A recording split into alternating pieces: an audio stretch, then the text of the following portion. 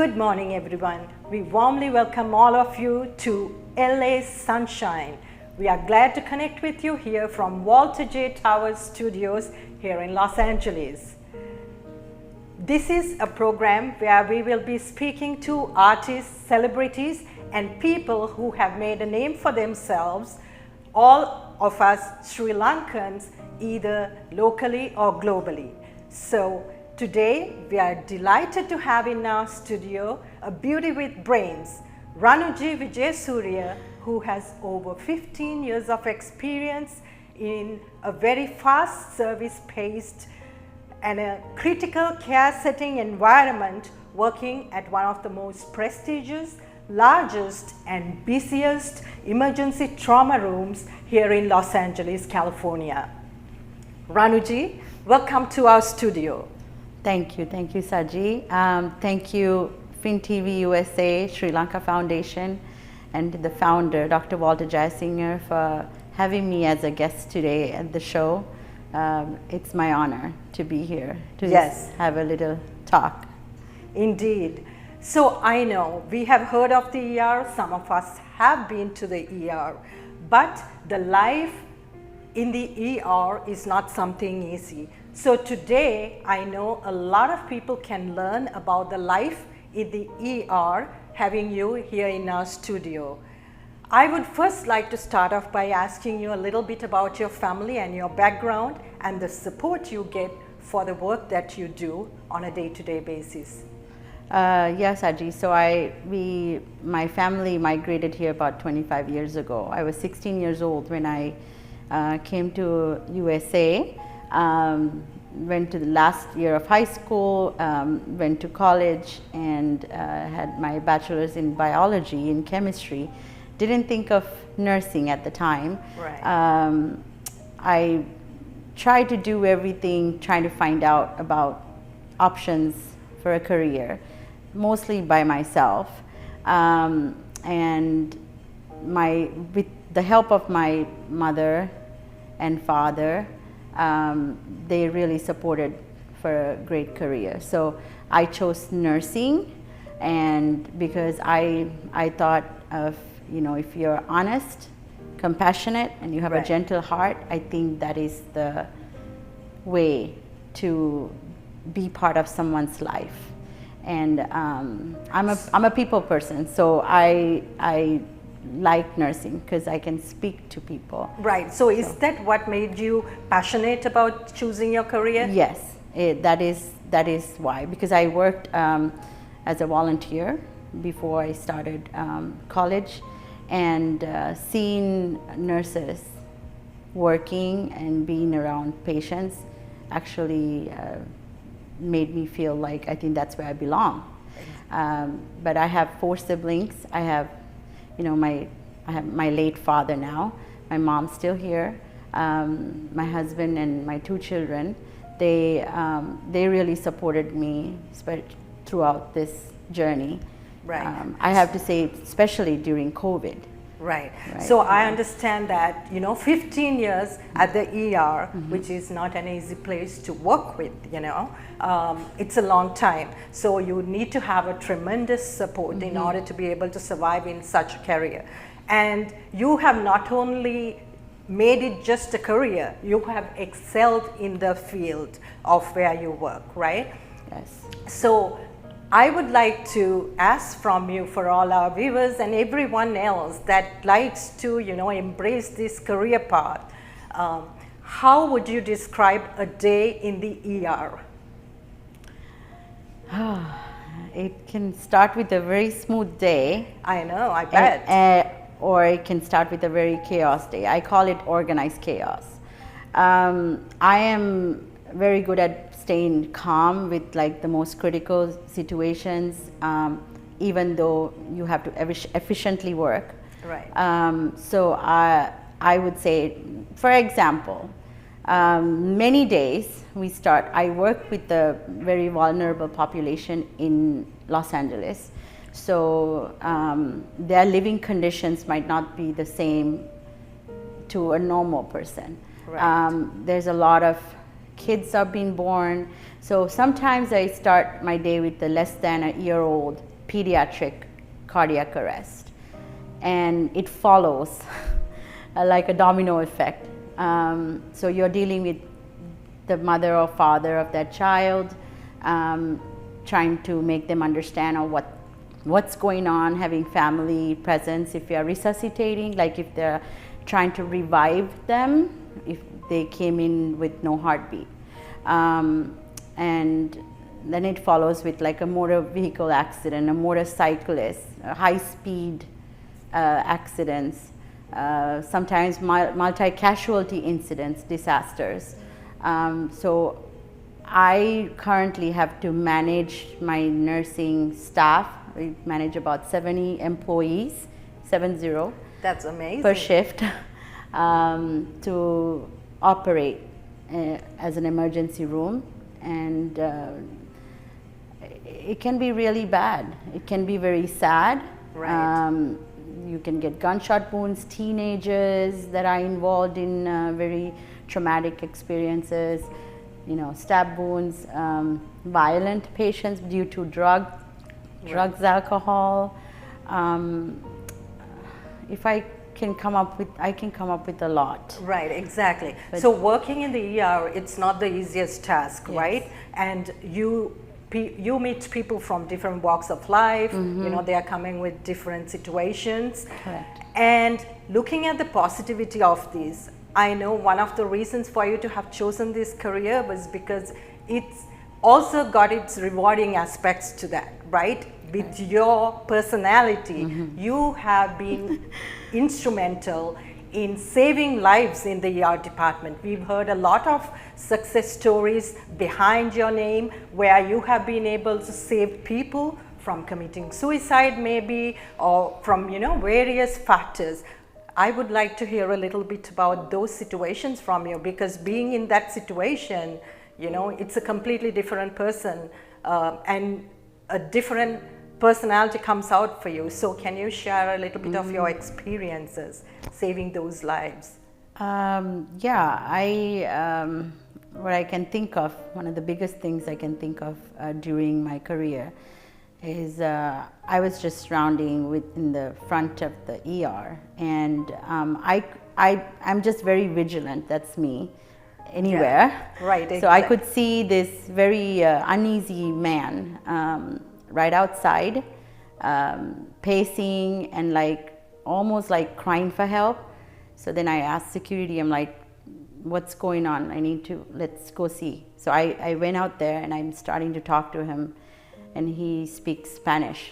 I vaguely understood Spanish, but for what he said is that, his daughter, teenager, is on drugs and is trying to commit suicide, trying to run to the traffic, or trying to jump off the building. So she's everywhere, and I'm trying to locate where, and then I find her, and then she sees me, and then she starts running up, and I run behind to get to her, and she's trying to jump off. So I had to calm her down, even though she's not in her state of mind, trying to get her to come down the bridge. Right.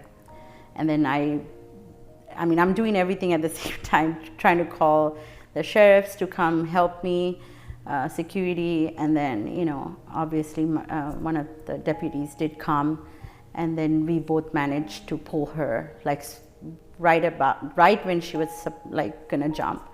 So I think that really made a big impact in my life. I do that in different levels to different people day to day, right. But that was a very significant thing. Even. And when you describe that, it almost sounds like a episode from a movie, a shot from a movie, but living the real life experience of that, Yes. whatever the feelings and emotions that was flowing through you also would have been completely different, right? Yes. Because here you find someone that's about to jump off a bridge, and you're dealing with that person one-on-one. So what were your thoughts like, and how were you processing this? It was tough. I needed to take a minute, but I was very happy that I was able to help that father. Right. and I just turned back and I went back to doing my job. So I think I'm just what do I call it? Programmed. My mind and my body is programmed to jump from one incident or one situation to the next really fast. Right. So I bet, you have to be a great multitasker, and your vigilance actually, helped in saving this child's life. So what you do, we are immensely proud of you, because it's not something that we get to do on a day-to-day basis. Yeah. And you have been able to save a lot of lives out there, assisting people that come to the ER, for different reasons. So I know that you have been awarded from different places. You have been receiving a lot of awards and accolades for everything you have done and the services that you have given to the Los Angeles community. So I'm going to ask you to talk about them, because you know more details about them, and you can kind of keep us informed about all these awards you have received. Yes, so thank you again, Sri Lanka Foundation. I did receive an award with Sri Lanka Foundation International Award Ceremony for, it was in 2018, for outstanding performance by a young professional. So thank you to the committee who saw my nomination. Somebody else nominated me, and thank you for seeing all my achievements. And specifically, I'd like to ask you about the Daisy Award. I know you are the only Sri Lankan so far to have been awarded this Daisy Award. See, I must say, I don't know whether I'm the first Sri Lankan, but if you Google me as a Sri Lankan, I don't see anybody else's name. So you can Google and see about the Daisy Award, but to be shortened, Daisy Award is an award recognition that was built or founded by Patrick J. Bonds, his family. So Patrick had a disease called, it's an autoimmune disease called ITP, it's a thrombocytopenia. Right. So you have your immune system's attacking and destroying the platelets in your body, in your cells, platelet cells, where you clot. So like if you cut yourself and you're bleeding, if you don't have enough platelets, then you will start bleeding, right? So he didn't have enough. That's an autoimmune disorder. And at age of 33, he actually passed away. During that course in the hospitals, they found a lot of nurses who were very compassionate, very sweet, attending to the patient as well as the family. So that family founded that awards. And I was nominated by the hospital that I works in, my department, my managers, one of the patients actually wrote about me for the compassionate care that I provided, and I got awarded for a Daisy Award, and I was the first in the emergency department to receive it. Wow. As well as probably the first Sri Lankan. Yeah. So well, that's great to hear. Yeah. So that's just a little bit about Daisy, but my spotlight is on Google, on Daisy Foundation website, and if anybody wants to read about they it, can Google Ranujie Wijayasooriya, and you will see all the details. Because I know there are lots of girls and boys that like to go into nursing, so this is great information for them. And we have Ranujie here, and she's more than delighted to assist you guys with any details that you would like to know. Yes, of course. And Ranujie, I also know that you are a mobile intensive care nurse, right? Can you give us a little bit of a description about this, what it means? So mobile intensive care nurse falls under registered nurse. It's a specialty. You work with the emergency medical system. So I am the link between the ground paramedics, right, air transport, air pilots, Right. and ground paramedics and receiving hospitals. So you're in the middle and you have all medical command to give orders, medical orders to stabilize patients, a car accident, a patient from heart attack, a stroke, any medical traumatic disaster, toxicology, any type of event. Right. We are specialized and able to manage them with paramedics. So we give them orders, and I work for a base station in Los Angeles, one of the biggest ones. So they can call us, radio calls, and we give them orders to stabilize them, to bring them to a hospital. So I can, it's pretty much like sending them to, bringing them to a specialty center versus the closest hospital. So if you wonder, like, why do I get taken to the closest one or not the best one that you think of? It's right. because of protocols that are being made. Right, I've often wondered about that too. For Los Angeles, Yeah. Orange County, any area in the country. So it's a specialty, it's a certification, it's a license, but you have to have enough experience working in the emergency room for you to gain that. That's incredible.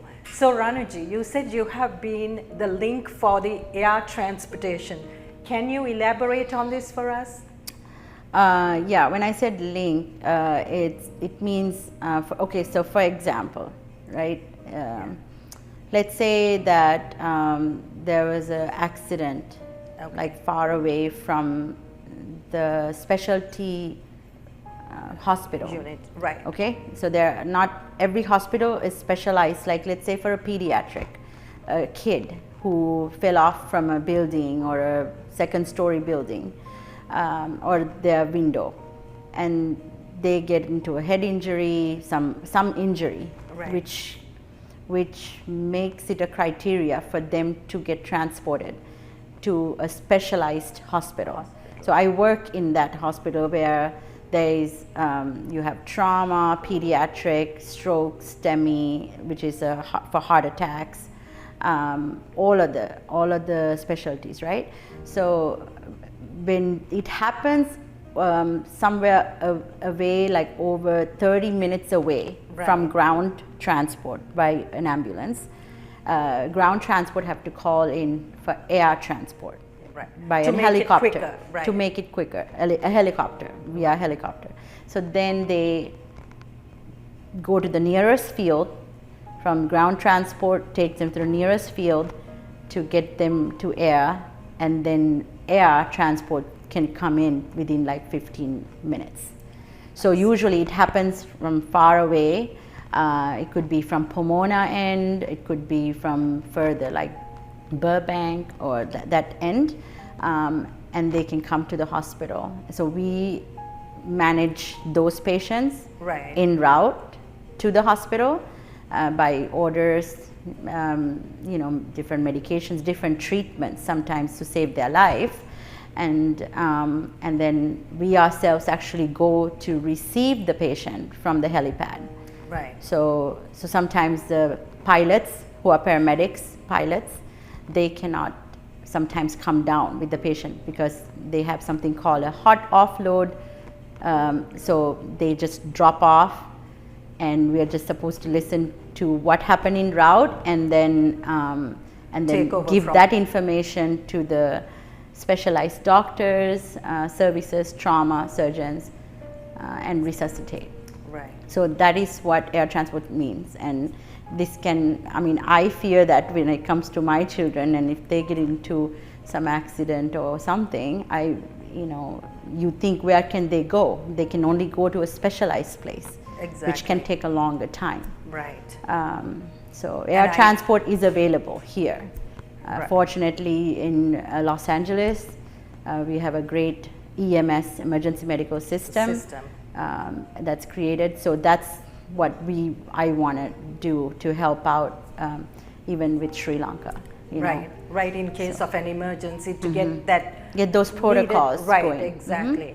So Ranujie, I know that you are specialized in a lot of areas, right? As a registered nurse, there are so many bells under you. So can you elaborate on that a little bit?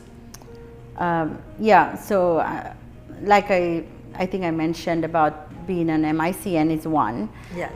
Then I take care of adults, geriatric, which is a very elderly population, pediatrics, newborns, then a lot of mental health also.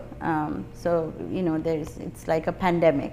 Right. Everybody's having mental health breakdowns, and when they are at that level, we have people, resources outside the emergency rooms that can get them to come, either forcefully or not forcefully, voluntarily or involuntarily, I would say.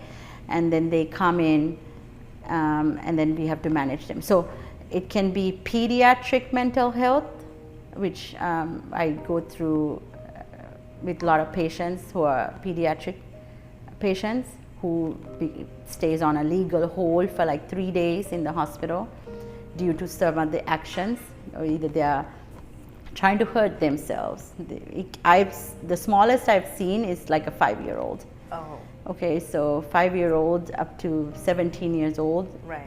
They're teenagers too. They try to hurt themselves, they try to hurt somebody else, or they are mentally not able to care for themselves. And then, we get them into the right places that they need to be.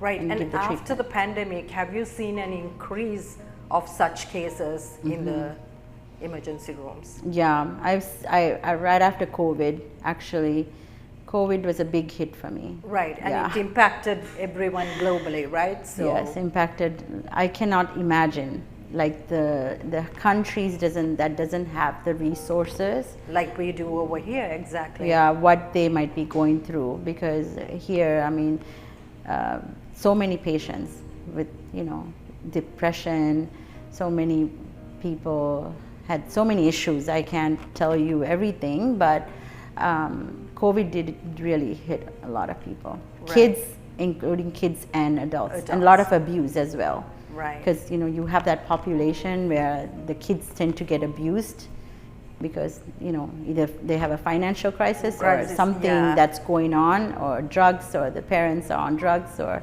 it could be anything, and I've seen them all. So it's just very unfortunate, but we are there to take care of them.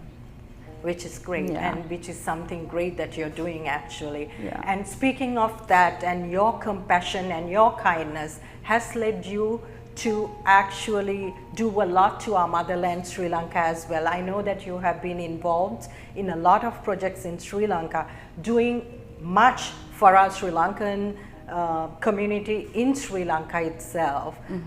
So we would like to know a little bit of the activities and the projects that you have been conducting over there.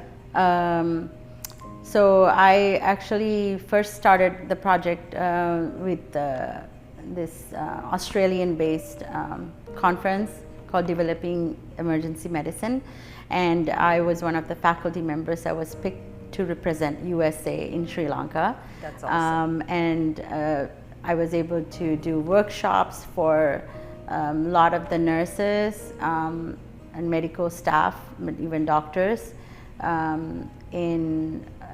from the Karapitiya hospital, like all the hospitals from Sri Lanka. We got together in Colombo, had the conference, and did a lot of workshops. So I do a lot of education and when it comes to nursing, how to manage leadership, how to be a leader. Some of the nurses are very timid to not understand how they can communicate and collaborate with a doctor, right?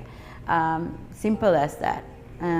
So a lot of the education that I've been doing there with the National Hospital and some of the smaller hospitals around in Sri Lanka.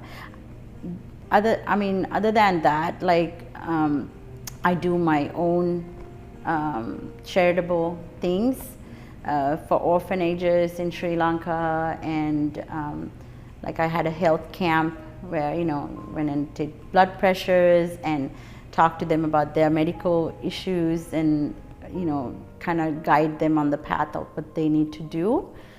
So globally, like that is the main thing that I want to do, education. Education is a key right. to prevent any complications or problems for people. So teaching not only nurses, teaching patients or people from our motherland and other countries. Right. In the Caribbean and the Mexico. We were in an orphanage. I've gone a few times to an orphanage in Mexico. Had about 120 kids called Dose of Faith, and given them food, all the necessities they need, shared the love with these children. Right. These children. Speaking of that, I've actually heard you celebrated your son's birthday in one of those orphanages, giving out to the community. So I'm sure that was an ecstatic experience, right? Yeah, it was a great experience, even for my son to see, and because he wants to be in the same path of medicine. So it was so rewarding. Right. And even sitting with them and talking, sometimes what they're going through. That's just therapy. That's just you giving your time exactly to these people to say something. Right. Yes. Not only food and goods that they need, we provided. I had a group of friends and family that actually went with us. Loaded with in our cars. Okay. There was once, and then few times after I did it separate from them. Right. Even in Sri Lanka, do those things for orphanages, and I'm part of an alumni association here. So, with the help of all the committee members, we were able to raise funds and also do things for patients in Sri Lanka, like doing cataract eye surgeries. That was one of the big projects that I did as a president for Museus College organization, the USA branch. Right. That was my big project, even though I assisted all the other fundraising projects that they had over the years. Yeah, that is great information to know, and to be able to give back to your community and to our motherland where we came from. It's simply a great, fulfilling feeling, right? Thank you.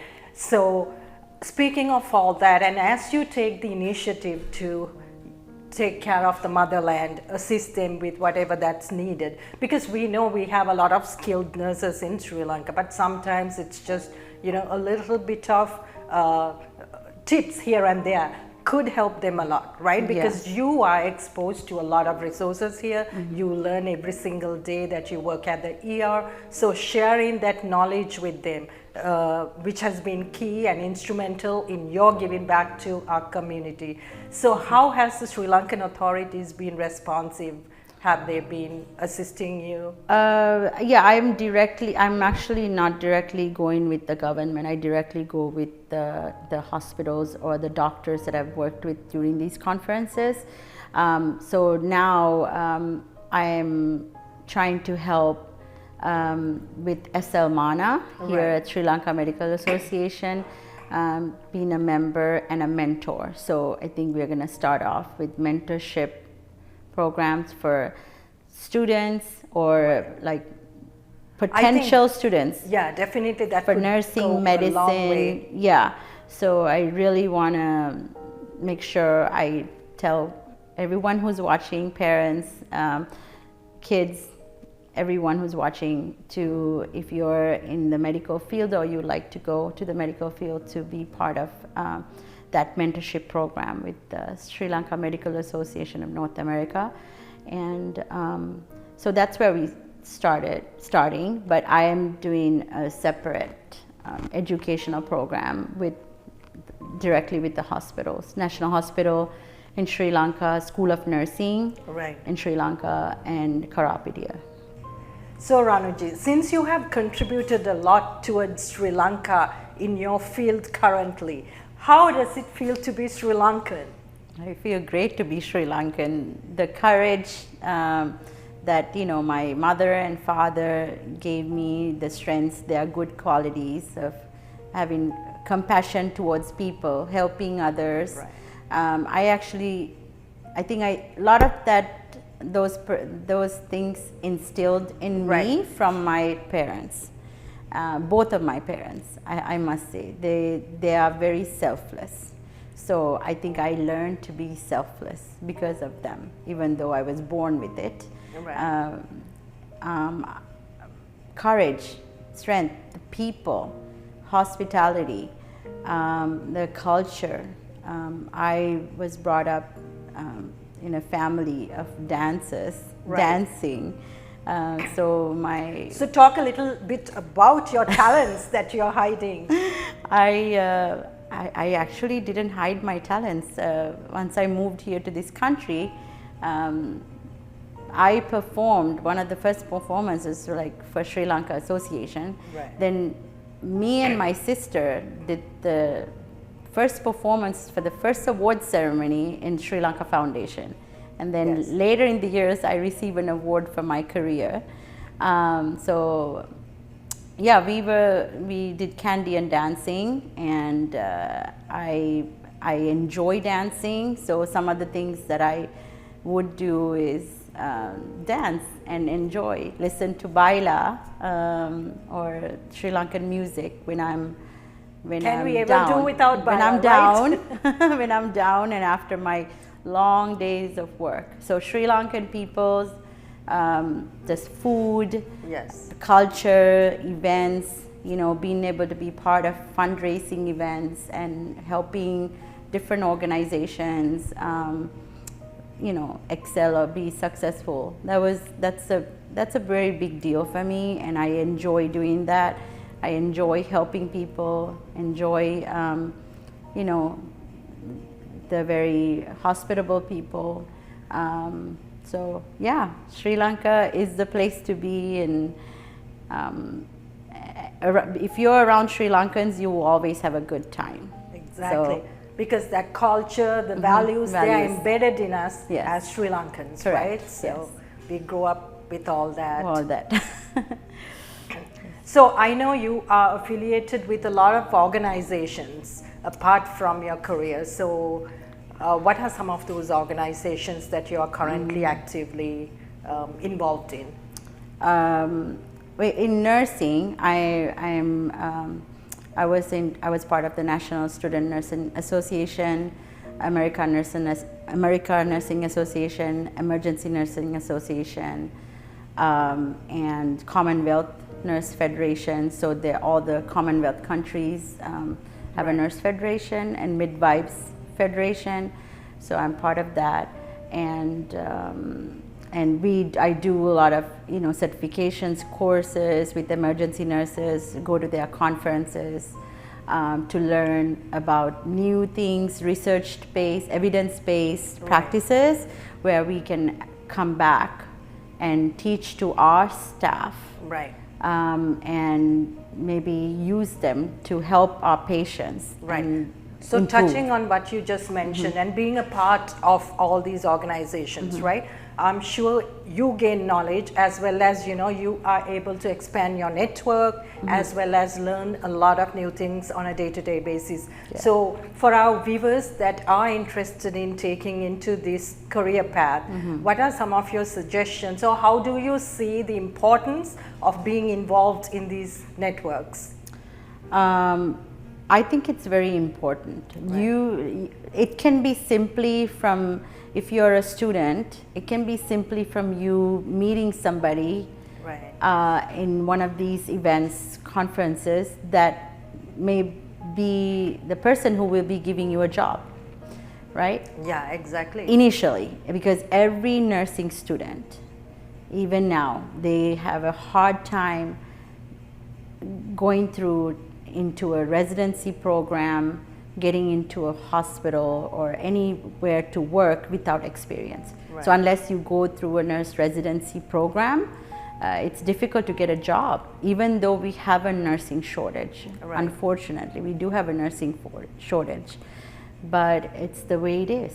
And with the current situation, a lot of the budget cuts and everything, there's a lot of jobs that are not out there anymore.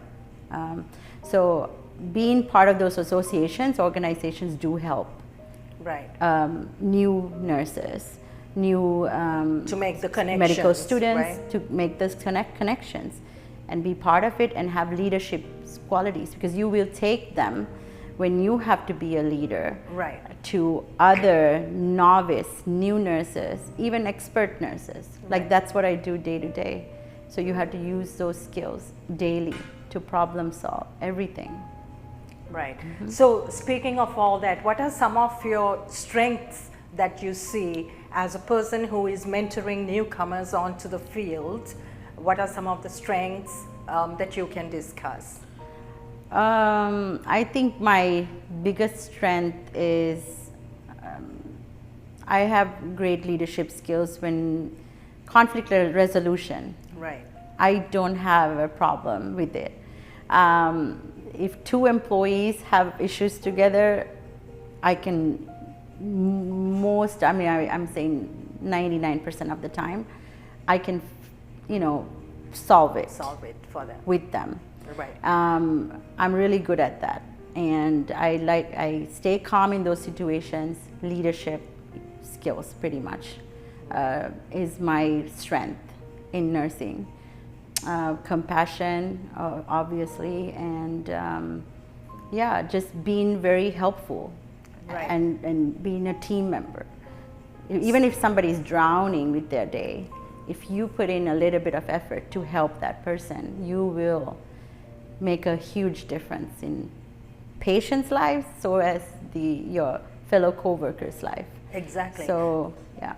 So listening to you, it obviously means you need a separate set of skill sets working in the ER, right? Yeah. Your mindset has to be a little bit different, because this is totally different from like a day-to-day 9-to-5 job, Yeah. because you have to be out there, you have to be there for the patients, and it has to be quick. So you have to be a great multitasker and have to have a lot of patience. And I'm sure as you deal with all these things on a day-to-day basis, do you ever allocate time for yourself to relax and meditate maybe? And how do you balance this? Because once when you go back home from the ER, you're going back to your home where you have 2 young kids who you have to take care of. So how do you find that balance? I think my family and my friends who are watching is going to be laughing at me right now.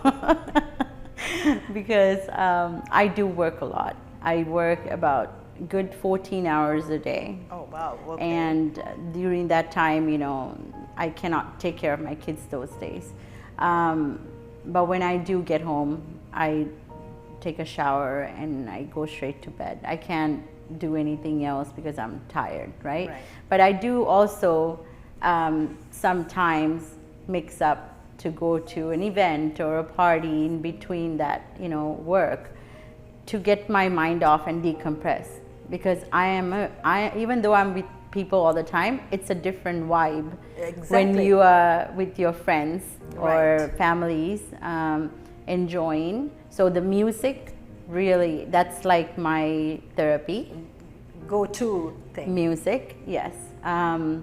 And I do meditate in my own way. Unfortunately, I'm not a person who can meditate much, because my brain runs so much, and when you have 2 little kids too, that I can't stay. My mind won't stay to do meditation that well.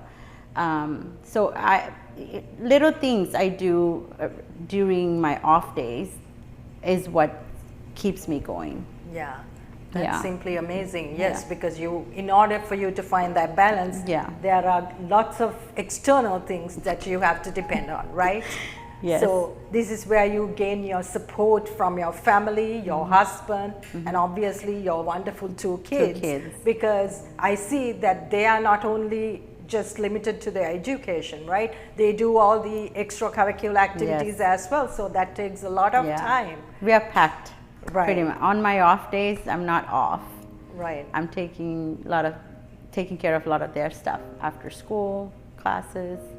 Yeah, so it's, I think it'll get better in Yes. future when they're a little As bit they bigger. grow a bit older, yeah. yeah. But right now, I managed to somehow work, take care of family, and be active. So, you know, some people say, oh, I don't know how come you're not tired, you know, coming into an event or something. I said, well, I'm happy to be here because, it makes me happy. Right, and it's Yeah. also listening to you. Obviously, you enjoy what you do. You know, you enjoy helping people. Yeah. The compassionate, yourself, your personality, everything is contributing towards what you do. Correct. And you are just living that same life, whether you are in the ER or whether you are outside, right? Correct. So It's it's very helping rewarding. you, right? Yes. Because that's exactly how you set it up, and I think that's very important for any new, you know, younger generation that wants to join this career path, to Yes. have that mindset, right? To think of the positive side of it, how you could be helping and rewarding the community and the people that needs you, right? Yeah. So you've been there for them, and that's exactly why you are able to be so humble and enjoy your life at the same time. Yeah, I mean, I must say for that, anybody who's interested or willing to do this career path, you really have to have a compassion to help people. Right. I do not recommend anybody who's going in just to have a career, just to Right. get paid, Exactly. nothing, because you will burn out Right, because very in the long quickly. run, And I have it's not seen good. that within the past 15 years I worked, the very young nurses, or, you know, when they come, I've seen their burnout. If they are not compassionate to help people, it is not the career for you. Yeah. Yeah, exactly. So as we come to a conclusion of today's program, I would like to ask from you, what is your future mission in the field of nursing? Yes, so I am actually currently building a banner under Global Nurses Without Borders. It's going to be a nonprofit organization that's going to help me do so many educational workshops and trainings for nurses in developing countries. So it's not only Sri Lanka, it'll be other places. I've actually done few already, and that's my goal. I want to be an ambassador Right. for nursing education, excellence, and leadership, so we can make a difference Amazing. in a patient's life, Right. you know, anyone's life. So that's like really my goal. I'm in the works of making that. So if anybody wants to get involved, I am gonna ask all my fellow nurses who are Sri Lankans also to, you know, get involved in it and help out. And also these the medical association, the North American Medical Association, help them with anything they need with the mentorship program or any events. So that's my goal. That's my goal. And other than all the little charitable things that I'm doing on the side, Right. it's too many. Like for me to say it, I do not really like to say much of what I do. Other than, you know, the main things like the organization that I'm building. So hopefully it's coming out soon. You can get it from my LinkedIn, and I'll set up a QR code that you can scan. So they, after this show, you can scan my QR code to get my LinkedIn profile, and then we can get connected that way if anybody would like to assist in that. Okay, Yeah. well, that's wonderful, and thank you so much for that amazing, amazing information, Ranujie. So if any one of you are interested in getting or learning more about this career path, you can tune into Ranujie's QR code that you would find at the end of the program. So we had a wonderful episode today at the studio with Ranujie Wijayasooriya. We learned a lot about the ER day-to-day activities and also a lot of advice from her for our youngcomers and for the younger generation if you would like to change your career path. Thank you so much, Ranujie, for spending your beautiful Sunday afternoon here with us today. And we were simply delighted to have you here. Would you like to share any thoughts before you leave our studio? Yes, thank you so much for having me today at the show. I had a really great time. So, yes, to those who are the viewers today, please reach out for any consultation. Please reach out for any goals that you may want to achieve in the nursing career. And I'm here for all the communities around the world. So thank you. Thank you, Sri Lanka Foundation and FinTV USA, Dr. Walter Jaisingh, for giving me this opportunity again. Thank you. Thank you. Thank you so much for being here with us today, Ranujie. So thank you all our viewers for joining us today. We are delighted to be bringing this show to you, and we will be tuning with you on every Sunday with LA Sunshine, brought to you all the way from Walter J. Towers here in Los Angeles, California. You can watch us on FinTV USA if you are here in Los Angeles. This is a free-to-air program on channel 31.7. You can watch us 24/7, anytime, anywhere.